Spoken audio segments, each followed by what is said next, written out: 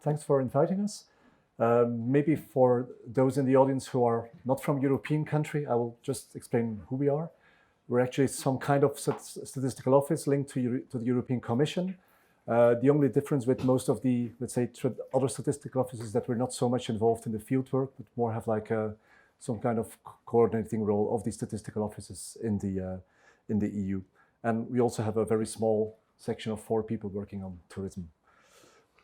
Well, I mean, this is somehow kicking in open doors. Tourists need to make decisions. So do policymakers relating to tourism.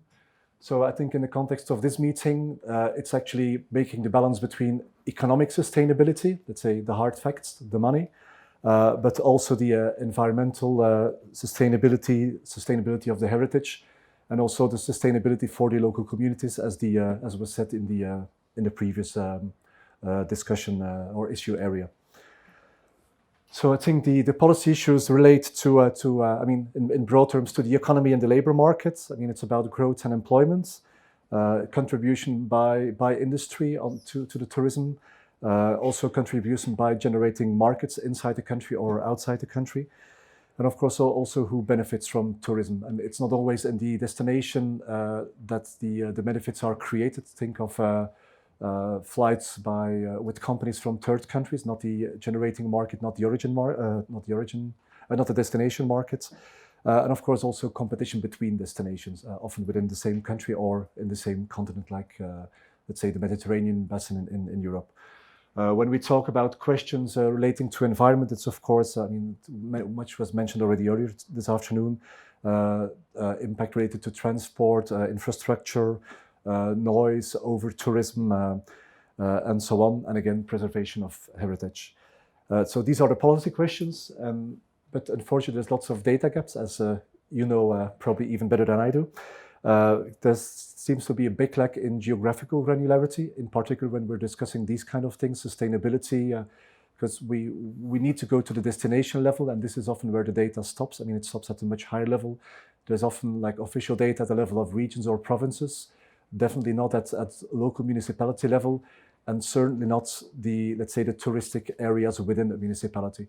We talked about Barcelona, where there's a few areas of town that are extremely touristic, the others are far less touristic. Of course, if you level out the problems over the entire city, the problems will disappear because you just level it out. If you can focus on specific areas, that's of course what you need to do to make good policy, but that's where the data is lacking. Also temporal granularity, which means, I mean, we have annual data. We do have monthly data as well, but often not at region level. Of course, also here, because one of the, let's say, underlying problems that is always mentioned is seasonality. So you do need granular data. I mean, monthly data, or even by day, like the colleague who was intervening from Buenos Aires said they have like data per hour of the day, I think. So this is, of course, what is really needed to monitor seasonality, to have weekdays separated from weekends, holiday periods, bank holiday weekends, and so on. And of course, indicators on impact, because there's, of course, a distance between, let's say, the raw material we have in terms of nights spent, and to translate this into, let's say, manageable information. Because nights spent tells one part of the story, but of course you want to translate extra nights spent in extra waste and extra energy use, and so on. So how to fill these data gaps? Well, in the mid to long term, I think all of us hope to develop things that were already presented, amongst others by Sergio, by Federico in Buenos Aires. So to invest in new sources, also new methods, mobile network operated was mentioned, Internet of Things was mentioned. But we see that the progress is still very, very slow. I mean, we were discussing this 2 years ago, 4 years ago, 6 years ago, maybe even 10 years ago. If this was discussed 10 years ago, we would probably think that by 2019, everything would be in place. It's 2019 and we're still talking about the possibilities of all these new sources. So it's extremely slow. I think for most of us, it's frustrating slow. As well for producers who really hope to give better products to users, but of course also for users who do need the data. So the short-term approach, while we are waiting for the new sources to really develop and kick off, it's also trying to make the best of what we have, because often in the, let's say, the statistics that are collected with the traditional methods, basically the methods of the previous century, there's still like room for improvements of further exploiting the data. Before continuing, because I have some things about TSA, sustainability, and changes that we made to regulations, I will just give 2 examples of how we try to optimize the existing statistics. In tourism statistics, as such, we have nothing on employment, but we have colleagues in the same building who conduct the labor force survey, and I think it's also a survey that exists in all countries of the world. It's probably one of the first surveys that is developed in a statistical system. So we try to borrow some of their data, focusing on a few tourism industries, accommodation, food and beverage, and I think airline transport, to say something about employment. And so it's without a new data collection, it's just exploiting the existing data. And it gives some interesting insights. For instance, at the tourism industry, it's typically a sector that employs relatively more women, has relatively more part-time workers, have relatively more young people, foreign citizens or migrant workers. On the other side, there's also much more temporary contracts, and the average seniority seems to be much lower. So, but as I said, it does give interesting insights without additional data collection. Another way to better exploit the existing data, and I think I showed this in the presentation last year or 2 years ago, this is combining the traditional statistics, namely the data, the regional data on nights spent at NUTS2 level, with auxiliary information, I think in this case from the TomTom database with points of interest. So the points of interest are used to distribute the nights spent at regional level over 1 kilometer grids. It does give interesting insights. The circles labeled as 1, it's coastal regions. Often at regional level, I mean, you cannot detect the coastal region as such. The ones labeled as 3, it's the capital cities also there. I mean, often the capital city, it's also an autonomous region, but it's not always the case. And like the ones that are labeled as 2, it's some in France. This is actually, I mean, you can clearly see the darker red area, which is river basins, which is typically something you can't get from the existing data because rivers are often the borders between 2 regions. So you would have to find this data in 2 separate regions. And of course, you lose the detail that you really want. So this kilometer grid approach, as I said, using existing data and adding new data sources to the analysis definitely helps to enrich the traditional statistics. So this being said, just move to a few things, because I think part of this topic is economic benefits. And I think for most of us, when they think about economic analysis of tourism satellite accounts is always the first tool that is mentioned. Unfortunately, it seems to be quite a complicated tool to implement. I mean, in terms of skills needed, in terms of resources needed, unfortunately also in terms of actual use, because we see even in countries or regions who do have, I mean, very advanced TSAs, they always complain that it's underused by their policymakers. It's often the policymakers, the ministries who pay for the thing, but they say apart from a few headline figures, they are not using it sufficiently. So there's also definitely work to be done in like not training the producers, but also training the users. What do we try to do in terms of investing in TSA? Also together with WTO, we try to invest in capacity building. We organize workshops, we organize trainings. We see they are very popular. We have a TSA training end of November. And there was, I mean, let's say that the demand for participation was higher than the number of seats available. So there is still a genuine interest in let's say, trying to move on with TSA. We try to collect the available data. Unfortunately, it's still a very fragmented exercise, but many European countries are doing something about TSA. So we try to, let's say, scratch the data they have. We ask them to send whatever they have in, like to fill in a template with whatever they have available. This helps to keep TSA alive. It does give a very fragmented story. I mean, we have like 25 countries participating, but for a given indicator, it will always be just 15, 16, 18 who have this particular indicator, with then a level of harmonization that also still leaves to be desired. But still, it does give some useful results, which I will show in a minute. We also try to raise awareness about TSA with users to actually, I mean, keep on promoting the production of TSA, and of course also with producers to get them embarked on TSA. But as I said, it's also a matter of resources. There's lots of work to be done in traditional statistics. And basically, I mean, you cannot give up traditional statistics because there's often an obligation to produce them. So with the extra resources available, which is often close to zero, statistical officers also have to choose between TSA between investing in mobile network operator data and so on, or sometimes just fighting with other departments to get additional people. So we hope that this kind of, this is the previous publication, we will have a new one in November, that this kind of publication also helps to put, to keep TSA on the agenda. In terms of next actions, we are discussing with member states to make a legal basis for the production of, like a legal obligation to produce TSA, but it's still in a very embryonical phase of discussion. Just knowing that it's very fragmented, it's a bit of like a chicken and the egg story. There's countries who say, well, it's not sufficiently advanced, so it's too immature to go for a legal initiative. Other countries says, as long as there's no legal basis or legal obligation, we will not move forward. So it's a bit of a vicious circle. So these are some of the recent results. As I said, we have a substantial number of countries participating, so we are also able to produce some EU-level data. It's just a few conclusions. We see within the total internal tourism expenditure, about 1/3 comes from same-day visitors. I think it's a segment that is often underestimated. I mean, not undermeasured. I mean, also difficult to measure, but underestimated in terms of importance.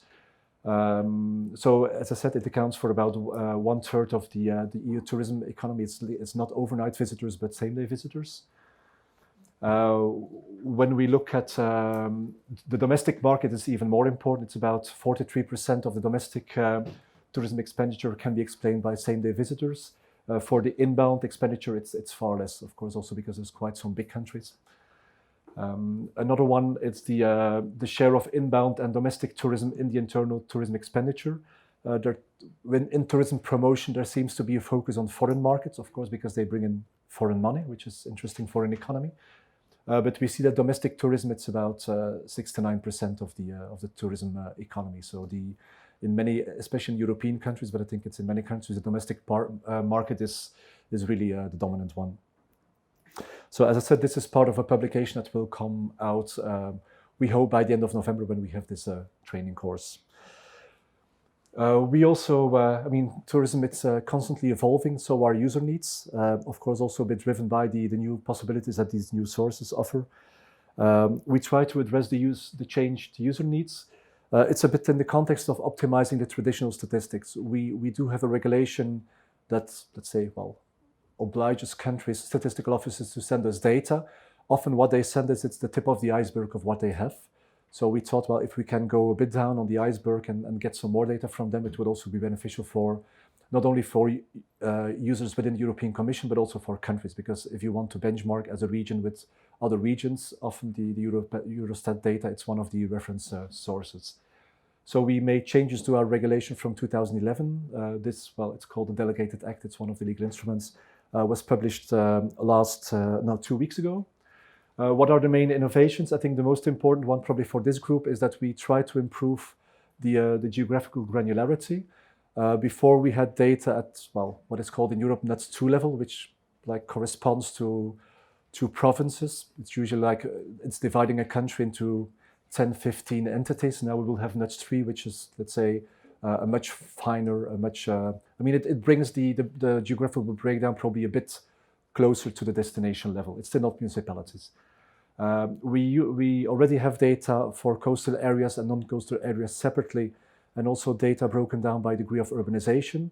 Now, on the request of our colleagues working on maritime policy, we will also have the combination of, let's say, like the split of rural areas, of coastal areas within rural and urban parts.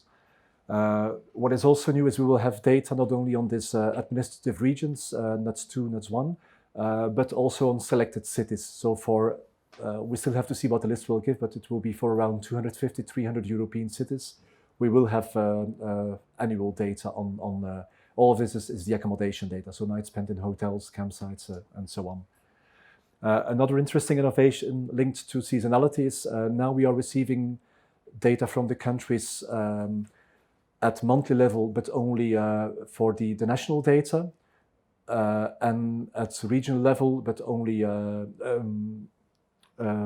once per year. So now we will also have the regional data broken down by month, which will help to analyze seasonality at a much more granular level than the national level. Because of course, I mean, already in a country like Spain, the seasonality pattern in the the coasts in the north is different from the coasts in the south. We see the same in France. The Mediterranean coast is much less seasonal than the Atlantic coast, of course, for the obvious climate-related things.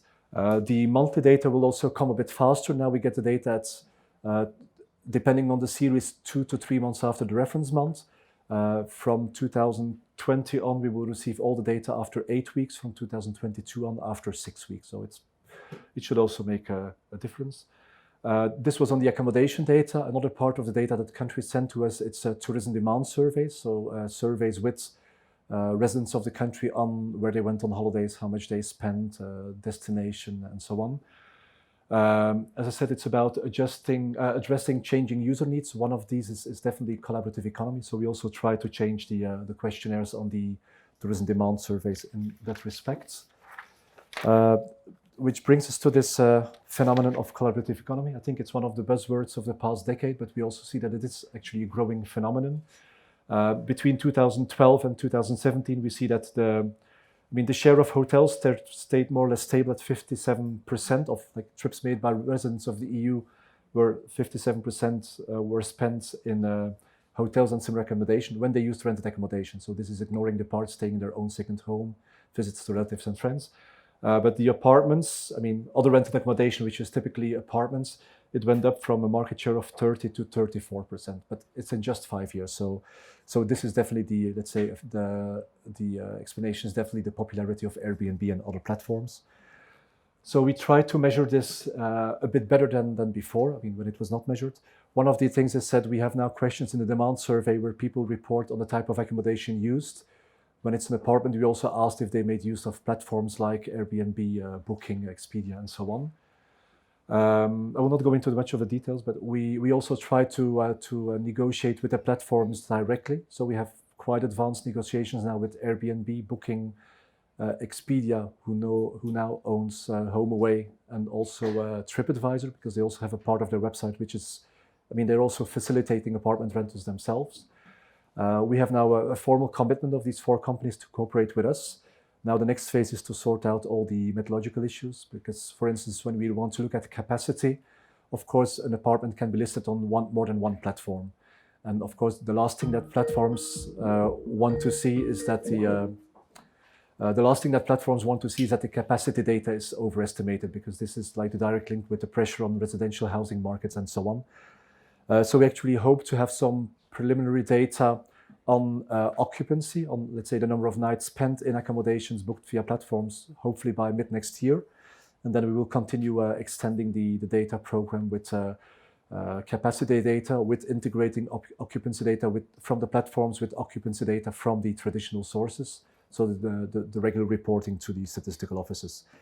There's a lot of work being done there. It's challenging, but as the big data work, it's going slower than we would hope, but at least it's going in the good direction.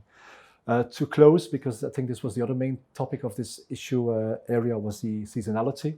There's just a few figures. We do have quite some monthly data. On the one hand, from the accommodation statistics. On the other hand, we also have the tourism demand surveys, where people, as I said, report where they go on holidays, but also in which month of the year they went on holidays. So this comes from this second source. So we see that Europeans, they spend about 1/3 of their tourism nights in the 2 months of July and August, and about half of their nights is concentrated between June and September. So in 1/3 of the year, they spend half of their nights. This is for Europe as a whole, but I will come back later with some country detail. When we look at, so the blue line, it's domestic trips, the orange line, it's outbound trips. So the seasonality seems to be more pronounced for the domestic trips than for the outbound trips. Maybe not so surprising. This is the pattern for personal trips, the blue line; for business trips, the orange line. So it seems to be a bit complementary. When there's the peak season for holidays, the business tourism is a bit lower. So it keeps itself a bit in balance. Of course, the same people who are making business trips are then making holiday trips. But so it helps to diversify the markets a little bit. Also in the other parts of the year, when it's low season for let's say leisure tourism, business tourism can contribute to, let's say, filling up the hotels and generating employment and so on. Finally, this is basically linked to the previous slide. We see that the tourism nights are often concentrated, in a part of the year, but also often in 1 month, like for Bulgaria, Greece, Italy. 30% or more of the tourism nights spent by residents of these countries are concentrated in August. So, for many countries, it's really concentrated in one, probably in their typical holiday month.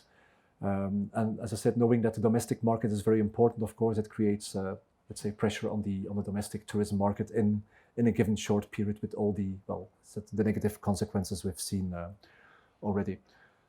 To wrap up, some of the action points, but again, I think it's somehow kicking in open doors, but there's also some messages we can't repeat enough.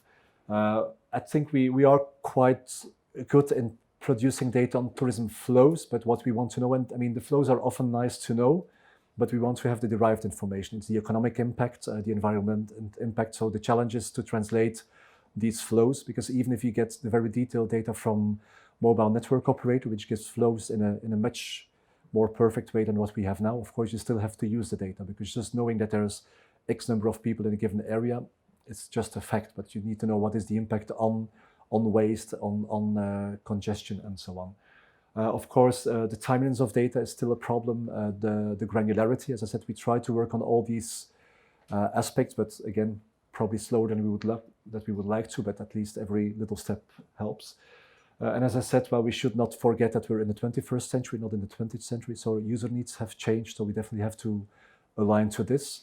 It is important for official statistics. And I think we're probably talking to the right people, because we saw in some of the previous presentations, official statistics are used, but also many other sources. So of course, the less we as official statistics adapt to the changing environment, the more that's, let's say, our competitors in the private market will take market share of the information markets.